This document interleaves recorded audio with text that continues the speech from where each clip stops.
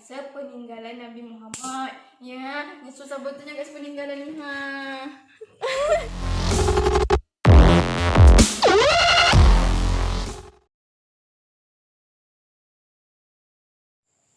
Assalamualaikum warahmatullahi wabarakatuh. Perkenalkan, nama saya Rama Hidayah, jurusan Peternakan 4B UIN Suskayo. Baiklah, di sini saya akan menjelaskan tentang sejarah peradaban Islam Khulafaur Rasyidin. Khulafaur Rasyidin adalah khalifah yang berdiri setelah wafatnya Nabi Muhammad SAW.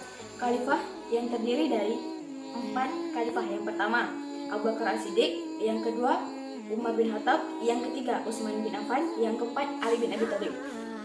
Nah, saya akan menjelaskan secara singkat perjalanan keempat khalifah tersebut. Yang pertama yaitu Abu Bakar As-Siddiq. Sejarah pengangkatan Abu Bakar As-Siddiq. Yang pertama, Abu Bakar merupakan orang pertama masuk Islam. Yang kedua, Abu Bakar merupakan orang yang pertama kali mempercayai Isra Mi'raj yang ditanyakan oleh Nabi Muhammad SAW. Yang ketiga, Abu Bakar merupakan orang yang pertama kali menggantikan imam salat ketika Nabi Muhammad SAW sakit. Usaha yang dilakukan beliau pada masa kekhalifahannya: 1. Memerangi kaum Riddah, yaitu memerangi semua golongan yang melakukan penyimpangan dari kebenaran, sehingga semua dapat kembali ke jalan yang lebih benar. Yang kedua, meneruskan sistem pemerintahan yang bersifat sentral, melakukan pengumpulan potongan-potongan yang tersebar menjadi satu mushaf. Yang keempat, memperluas kekuasaan Islam ke daerah Persia, sebagian Jazirah Arab, serta ke sebagian daerah Kekaisaran Bizantium. Kemajuan yang terjadi pada masa kekhalifahan beliau yaitu: yang pertama, sistem pemerintahan sentralistik. Yang kedua, dapat mengatasi perang Riddah. Yang ketiga, kodifikasi Al-Quran. Yang keempat, menangani nabi palsu.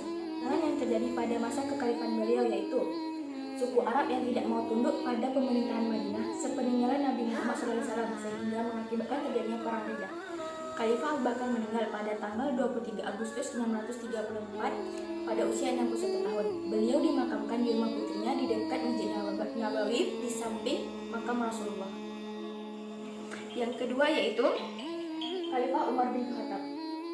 Sejarah pengangkatan Umar menjadi khalifah. Yang pertama yaitu pengangkatan Umar menjadi khalifah. Yang kedua terjadi pada bulan Jamadil Akhir.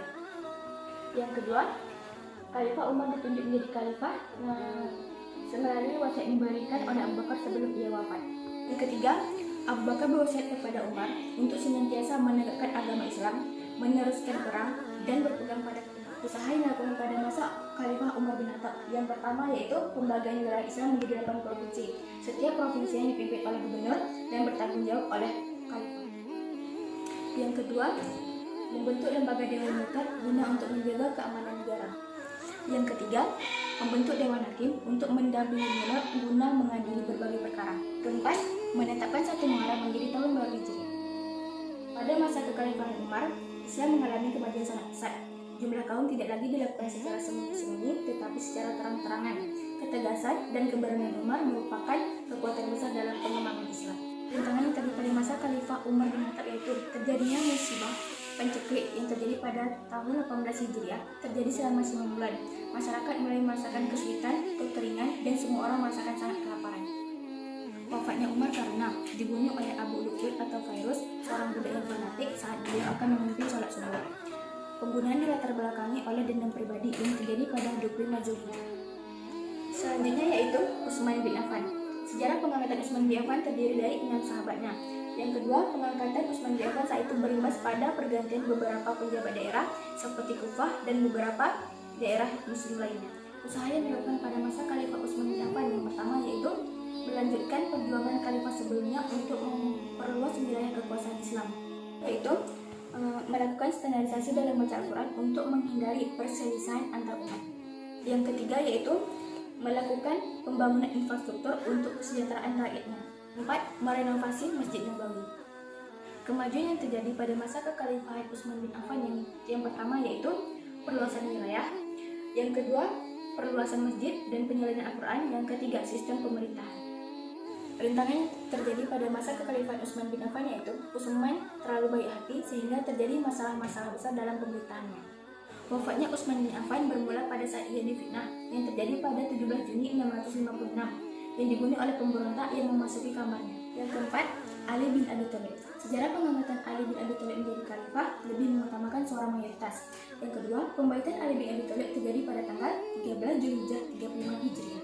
Usaha yang dilakukan dalam Khalifah Ali bin Abi Thalib yaitu Satu, melakukan rotasi kepemimpinan dari penjabat lama ke penjabat yang baru. Yang kedua, mengambil kembali tanah-tanah yang telah dibagikan oleh Kekhalifan Utsman untuk mengembalikan kestabilan negara. Yang ketiga, menghadapi berbagai pemberontak yang akan mengancam negara. Kemajuan yang terjadi pada masa Kekhalifahan Ali bin Abi Thalib adalah: yang pertama, sumber hukum dan politik adalah kitab suci Al-Quran. Yang kedua, menunjukkan nilai-nilai ideal Al-Quran dan menolak segala kebutuhan masyarakat. Tulus ikhlas dalam memimpin dan menguatkan integritas kaum muslimin. Rintangan yang terjadi pada masa Kekhalifahan Ali bin Abi Thalib yaitu ada 3. Yang pertama, terjadinya perang Jamal. Yang kedua, terjadinya perang Siffin. Yang ketiga, terjadinya perang Nahrawan. Wafatnya Ali bin Abi Thalib dibunuh oleh seorang Khawarij yang bernama Abdurrahman bin Muljam pada tanggal 26 Januari 661 di Masjid Kufah. Dipukul kepalanya dengan pedang yang dilapisi oleh racun.